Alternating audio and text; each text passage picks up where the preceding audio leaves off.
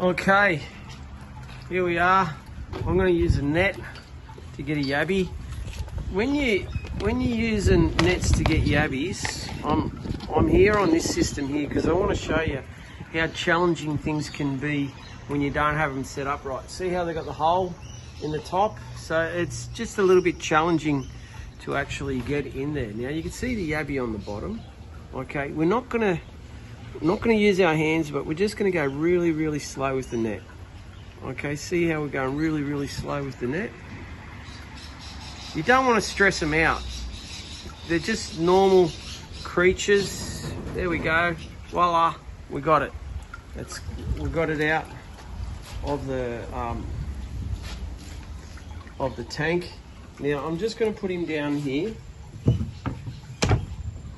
and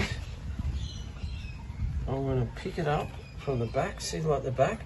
Now another way to pick them up is by the claws like that. So let's have a look.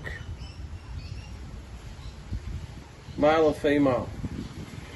I'll give you 30 seconds to decide. 30 seconds up. You're right, it's a male.